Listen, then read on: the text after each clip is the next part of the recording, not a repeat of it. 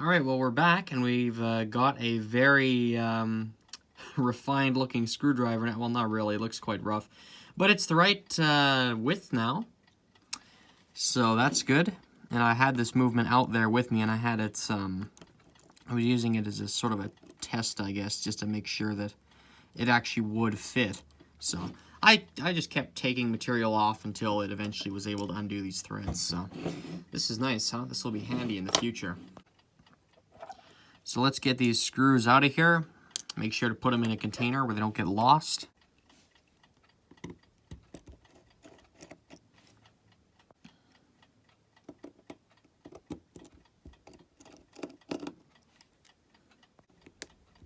Oh, shoot. Bent my tip there a little bit. I think the problem there was it wasn't going in from a good angle. Oh, no, why not? There we go. Still a little bit, I don't know, does it fit? I guess it does. I think this knob was kind of screwing things up here a little bit too. But we should be able to get it out of here. Well, maybe we can't with this knob on. Alright, let's take the knob off. But first though, I'll remove at least one of these barrel bridges before I do that. So this is the time side of the clock that we've just popped out of here. And there's our alarm hammer, and it goes in that little pivot there. Whoops, as I drop it. Yeah, these things are covered in oil. Yikes. I think what we might do is lay our... Oh no, I'm grabbing the wrong pair again. We'll use our lineman's pliers here, and we will lever the needle nose pair off them. Well, here, let me just actually get that in there first. Under the washer. Get that in there. Try not to get way the heck out someplace and not be in the right spot. And lever it up. Oh shoot, that's bending the arbor. That's not what we want. Might have to get a more stable surface. That lid fits the movement, but it's not absolutely perfect. So, not that these wood blocks are going to be either, but I think they'll probably be a little better. Because it won't be rocking around all over the place. Let's see, where am I at? Okay. Kind of try and position it so there's support on both ends of this thing. There we go, that's better. You gotta make sure it's not, you know, wobbling. Okay, let's get our lineman's pliers back in here again. And we'll do this at sort of an angle here. We'll get those in there. Those under the washer first. Then get the lineman's on. Oh shoot, that's not what we want. That's not what we want either. Yikes. We'll take our alarm on and off switch off. As you can see, it kind of keys into that spring there, or you know, that, I don't know what you'd call that, that kind of spring sort of sheet thing there. It keys into that. You can just pull it out. You can't pull these out on all the other movements. It's only, I think, this one and maybe the previous styles before this. But otherwise, I don't think you can go ahead and pull that out. Sometimes this knob removal process can be a little bit fiddly. Let's see if we can get this under here. Yeah, the key is you need something to lever your plier off of. And in this case, it's just another plier. Oh, shoot. Maybe I'll do it more. I don't want to wreck this over here, though. I've only got, maybe this would be a better way to go about it. Oh, no, I don't want that. That's not good.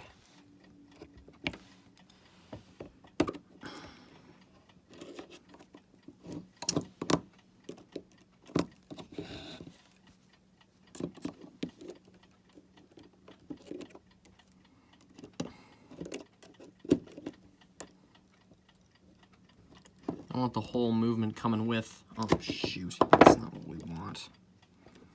Yeah, if you break that arbor, there's going to be some issues, so don't do that. Yeah, it's a little bit bent out of shape. Shoot, that was my fault. Why is this one being such a nuisance, I wonder?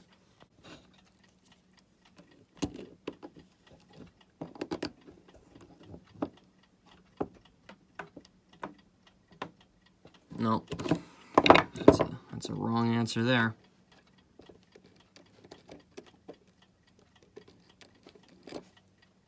I'm going to take a brief break of all that nonsense and just remove our hairspring here for a second. Oh, shoot. Didn't want to come out. Take our taper pin out, pull that out there. There we go. Yeah, you're going to be nice and steady with these things. And see that offset? Oh, maybe you can't. I don't know if you can see the offset bend in this. But look at how perfect this hairspring is. You know, it comes down. There's our offset bend, and there's the hole there for the actual pin to go in. This one hasn't been messed with, I don't think. Or if it has, you know, it was reassembled the right way. As for these hairsprings, these can be quite annoying to deal with. I know I've bent my share of these things. You can just give these things a light little prod sometimes. Just kind of, or a very light pull. Don't go crazy, or else you'll completely ruin it. As you can see, it's looking kind of weird there. You gotta kind of get that offset bend, and then there's a little bend at the end of it. You gotta get out as well. There we go. Now it is out.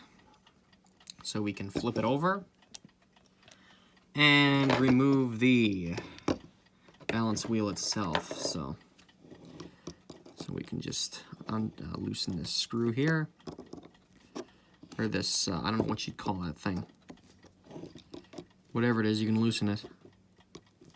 Oh, I'm not even gripping it right. There we go. Oh, shoot. That's not what you want. Okay, it just kind of fell out, right? And it was kind of holding onto the regulator a little bit. So you gotta get it out of the stud and then get it out of the regulator, and then you're home free. So here's our hairspring. I'm gonna just try here one more time to get this spring barrel out of here. And it looks like we're just inching the screw along, which is what we're doing. But looks like it's coming out just by doing this. There we go. Sometimes this is what you gotta do here, viewers. Occasionally. Every now and then. There we go, it's out. Okay. So now the other two screws are missing, so we'll just take it out.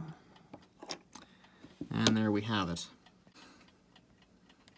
Now in the 50s, what Westclox was telling you to do was basically get the clock to this point and then throw it into a can of gas and soak it for 24 hours or whatever the heck it is.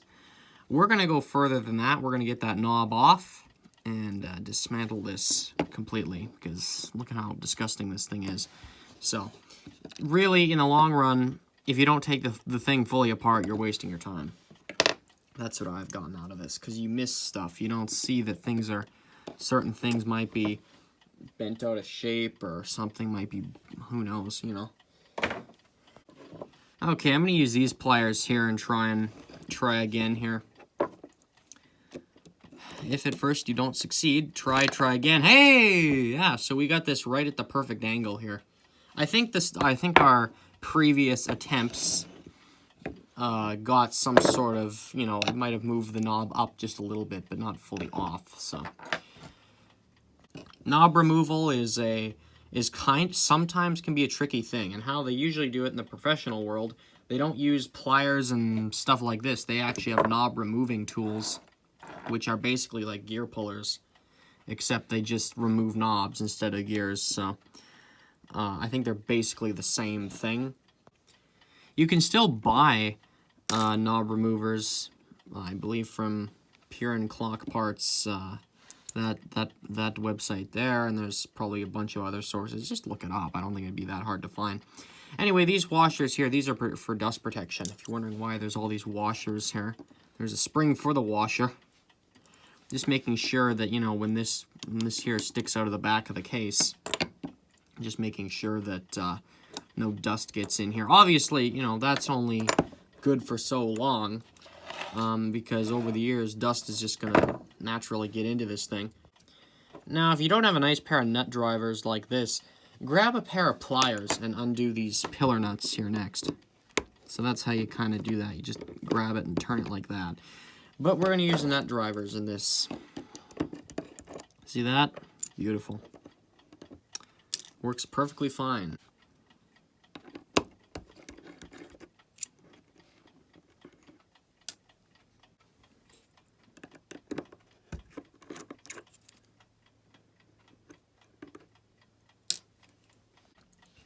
Okay, Greg, so what do we do now? Well, we take the top plate off, just gently lift it off if you've never done this before, so you can see the gear layout and how everything goes back together. And you can't just flip these around any way you want. These have to be, you know, they have to be standing up in a certain position. So what's great about filming a series like this, or taking pictures, or doing whatever, you can see, for instance, that the the pallet fork has a type of, I don't know what, I want to call that a fin, but I don't think that's the right word. It's got something, this has something to do with the impulse pin on the balance wheel, but I don't know what exactly it's called. Anyway, you look for characteristics that are present only on this side of the, well, I don't know, this perspective, I guess. Once you've got that all documented, you can take everything out. And there we go. Oops, pull that out, that comes out, and out you come. This is what I was talking about earlier in the series, how disgusting some of these are. I believe I oiled this one up in 2018, and left it to run for maybe a year before finding out that, oh wait, we need to actually properly clean and service these things. So yeah, guys, I mean, this isn't your car engine where you can actually have it be this dirty and work fine. Or maybe you can, I don't know. I'm not an automobile service specialist, but I would think from what I've seen, a lot of vehicles, the engines usually have some kind of grease going on or something. I don't know. It doesn't look like perfectly clean, I guess you could say. Anyway, you gotta clean it when it's in this state for a clock.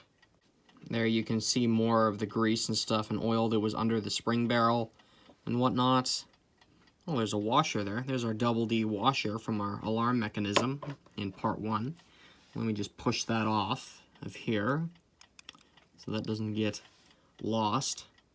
Moral of the story is clean your clocks because they get really gross over the years. The reason why I do these videos is, you know, so you can see how to do it. And also for my own documenting purposes of the history and just, you know, my own reference for servicing, because I'm going to have to come back to these in the future if I don't sell them. I wish there were tutorials like these when I first got started. I know, well, I shouldn't say that actually, because OK Bridges, he'd go in the comment sections of my videos, which were kind of discussing these types of things, but never actually doing them. And in 2018, you know, he'd go in the comments section and we'd discuss all kinds of service-related things. And that's how I learned a lot of this stuff, was talking to him in the YouTube comment sections. Of course, now he's in the Gregola Horology Club, so it's way more convenient to talk to him. And yes, I still do. He's a GHC member. Come on in if you want to talk to him yourself. He knows a heck of a lot more than I do, and he taught me what you're seeing now, so... Now, you don't have to do this next step if you don't want, but I'm doing it for the actual sake of just getting in there to clean it and not having to deal with it as I'm reassembling. But, yeah, I'm going to remove the Canon pinion now. And this method I'm about to show you here doesn't work with all clocks and watches. The Watchworks tried this method, and it ended up screwing up the tension of the Canon pinion. I'm not sure exactly what his process was. From what I've heard, it was the same method as the one I'm about to show you, but I don't know. Anyway, point is, this method may not work with all clocks, and you may screw up the Canon pinion, and it won't be as tight if you try and get it back on. Well, when you try and get it back on, there'll be no tension. If you're not feeling brave, don't bother trying to take the Canon pinion off. I've done this a few times now, so I'm getting more kind of confident with it, and I'm kind of willing to actually do it because I want to get in there and clean everything up, because I'm not just here to half clean it and not do anything. Granted, this will still be relatively clean, but there's probably going to be dirt and crap still in there, so I want to get it off. So anyway, grab some sort of anvil type thing. This is a piece of steel, I believe. Super thick piece. Put your clock up on that, or put the center arbor up on here. Get a pair of needle nose pliers in there, if we can get it right. Get it just under the center wheel here. And now we're going to grab a hammer and whack it off. Oh, come on.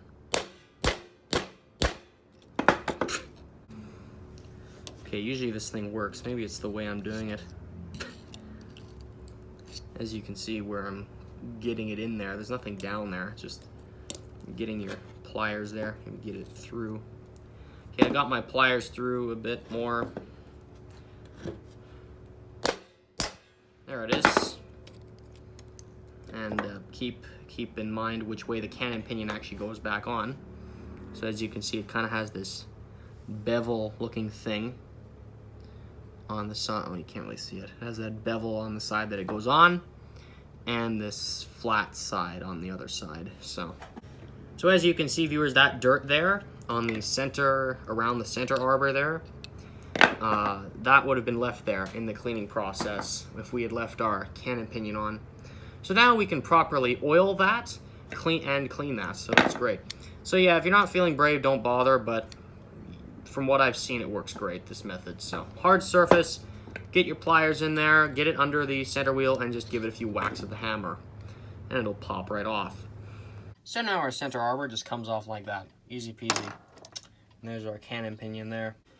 Now what we will do is prep all our parts here for cleaning. So what is there all to do? Well, basically take the spring barrels apart. This is how I like to do it. So I'll pull the wheel out, or the barrel. I don't know if it's a barrel. That's not a great wheel, is it? I think it is. I'll pull the great wheels out, and they're just held on with a hook. Oh, you can't see it because it's not focusing. They are held on with this hook here, which is covered in kind of this red-looking substance. And yeah, that hook keys into the end of the spring, which is right there, and there's a hole in the end of that. So this hole here, this hooks onto the hook on the great wheel here, and that's how it winds up. And there's also a hook on the side of the spring barrel itself to keep the spring, you know, to keep it attached to something. So that's how that works.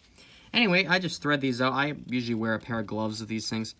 You can pull it out coil by coil, kind of like this. Just unwrap it. There's oil all over these things. I mean, you can see them by my gloves there. Yeah, see, there we go. There's the hook there. So what you do is you just kind of bend it in and slide it forward, and it should be off. There we go. And that is our time spring, I believe. Wait, no, that might be the... I think that's the alarm.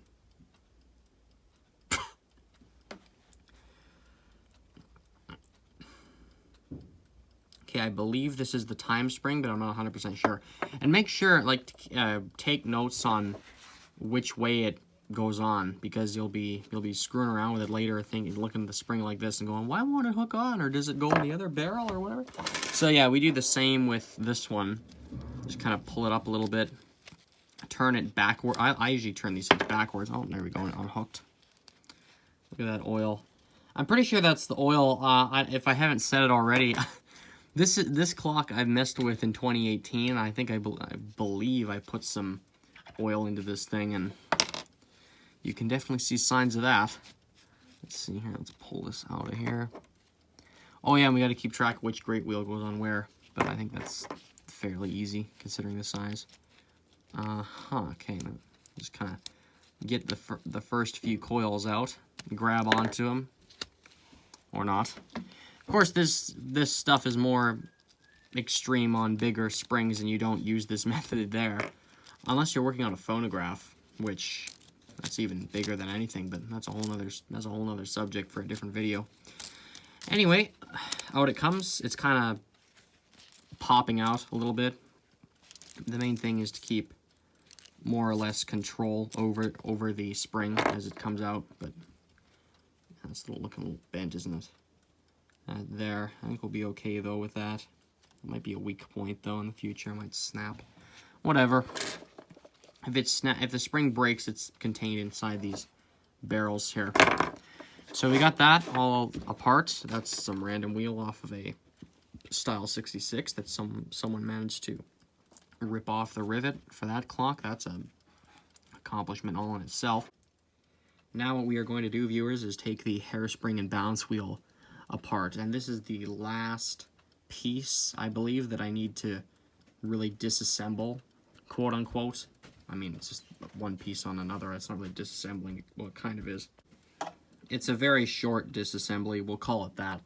Anyway, our balance wheel is gummed up, and I want to kind of maybe wipe or scrub it a little bit with a toothbrush, and I can't do that with this delicate, well, somewhat delicate hairspring on the top of this. And also, I heard a rumor somewhere that, and the cleaning solution we're about to use has alcohol in it, that alcohol will weaken a hairspring. I don't know if it's true or not. I don't know who said it, but that was passed along to me, and I didn't ask the person anything else about it, so... Either way, I need to clean this, and it's good to know how to disassemble these things anyway. You know, just in case you need to replace the hairspring or whatever. It's good practice to take this off for when you're cleaning it. So, I don't know, we're going to do that now. For this process, you need a nice stable surface. I use my pocket watch movement holder with a cap holding the back of it up so it doesn't rock down like that. You could use almost anything, really. Just that point needs to be down somewhere, and I don't know, this is the easiest way to work on it when the wheel is actually steady. Anyway, we'll take a pair of tweezers here, get them past the cullet, get a screwdriver in there, and just turn it up. See that there? We'll just kind of getting our screwdriver in behind the cullet there, or in under the cullet. You kind of gotta go and adjust it a bit, just being as careful as you can not to, do that. Might get a better set of tweezers, actually. This one's pretty banged up. Might actually, no, I'm gonna get a pair of pliers. Here we go. This is what you gotta use. Grip the top portion of that, portion of the balance, and just gently move it up. I think we'll be able to lift it off even almost. Oh. I know I've done this in another video where I just flip the whole wheel over, take a pair of tweezers, and have it up against the collet and just flip it over, but we're not doing that. Oh, we're not doing that this time. I'm just experimenting around with different methods and also throwing the balance wheel all over the place. And of course, this thing is very delicate, so the last thing you want to do is bend it out of shape, because then you'll have a mess to fix.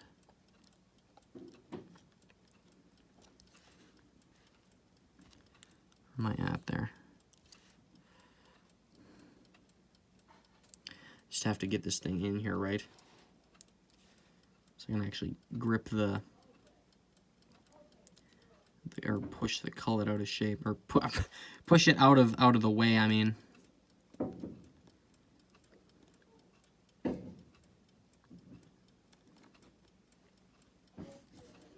Okay. It's very calculative, or wow, that's not even a word. Very, how should I say? Precise, I guess. I don't know, you could call it that if you want. I'm gonna use my modified screwdriver for this. Nice flat blade on it. No, I didn't like where that was going. I'm actually going to take this, pry lever here, pry bar, whatever you want to call this thing, and try and use that instead. Kind of destroy the air spring.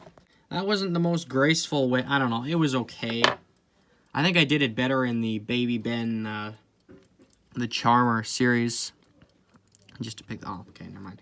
Yeah, I think I did that better in the Charmer series. I'll link that balance wheel and hairspring removal in the description. But anyway, that's another kind of way of doing it. There's more than one answer to this problem. But in any case, it's off. So we'll take a pair of tweezers, grip that, and move it out of the way somewhere, so we don't distort that. Anyway, whether you do it that way or click the video in the description there of the Charmer balance wheel hairspring disassembly or whatever, it's off, so, and it's not damaged. I mean, you can see it's in fine form. It's upside down, but it's not damaged. Alright, we're ready to throw everything in the cleaner now. So here's our ultrasonic cleaner, and what people usually do is they throw your cleaning solution in the cleaner and then throw the parts in the cleaner and have it all go in there like that and run it for an hour or whatever. We don't do it like that. We throw our parts, the main parts of the gear train, in this Rubbermaid Tupperware container, which is full of Simple Green and water. So it's 1 part Simple Green, 1 part water. So I think there's like maybe 3 cups of Simple Green in there, and I don't know, 2 cups of water, something like that. I didn't put as much water in as I usually would, just to not have any sort of corrosion issues. Not that there were, but you know, I mean, water's water. You know, it can make stuff rust, and I don't want to do that. I don't want to risk that. So anyway, we've got some Simple Green in here, mostly Simple Green and a little bit of water in this container, because water, we've mixed water in just because it actually helps the Simple Green work, as crazy as that sounds. You'll have to get a bottle yourself and read the directions, but yeah, that's what I got out of it. Anyway, clock parts in this container full of Simple Green and a little bit of water. Then we have it floating up on top of the cleaner, which is full of water, and the ultrasonic bubbles and all that, it gets through the plastic so everything gets cleaned anyway. Then when that's done, it comes back in this bin. We take all the parts out, give them a rinse in isopropyl alcohol, and let them dry. And and maybe we'll take it out of here, put it here, realize it's still dirty, throw it back in here, and start scrubbing with toothbrushes and a brass wire brush and stuff like that. You'll see it. I'll film part of it. It may not be the most conventional way of doing things, but it's, you know, we use less Simple Green and whatnot, so why use more if you don't have to, right? We'll just pop our lid off here, throw this in here, this, our escape wheel, and pallet fork, just threw those in.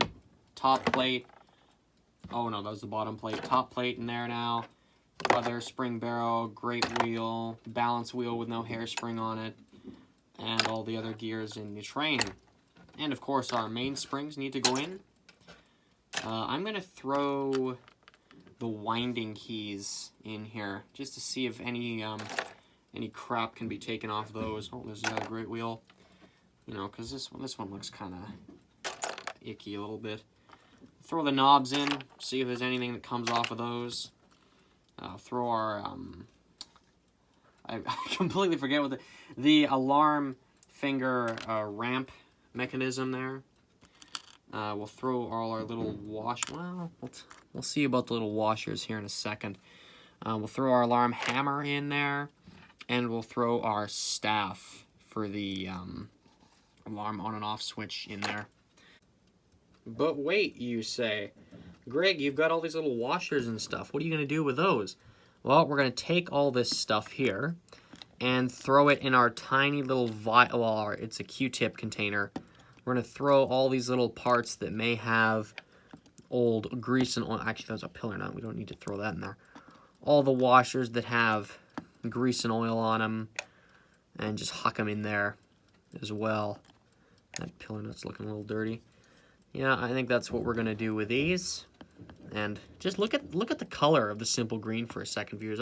If you've been watching for a while, you'll know that I usually have it. It's way darker than that. That's because this is all brand new stuff that I haven't used yet. So I recently emptied out the container and replaced all the Simple Green because I felt it was looking really black and kind of gross. So here we are with a new container of it. Anyway, I think that's good there. So we'll stick our cap on here, and then we'll throw it in there. You know what, viewers, I forgot the Canon Pinion. We're going to throw that in with the other small washers and stuff. So maybe that method of cleaning, maybe that makes more sense to you. All our parts are in there, it's floating there, and we're going to run it for 15 minutes with no heat on. What do you do if you don't have an ultrasonic cleaner? Well, you could get Simple Green and just scrub it with brushes and stuff. That would work as well. Or you could just get isopropyl alcohol and do it that way too. But this really does a nice thorough job, and yeah, it's nice and convenient. I do scrub the parts with brushes and whatnot anyway. Most of the stuff is taken off when it's run through the ultrasonic. Anyways, viewers, that's it for this part. I'll see you in the next video.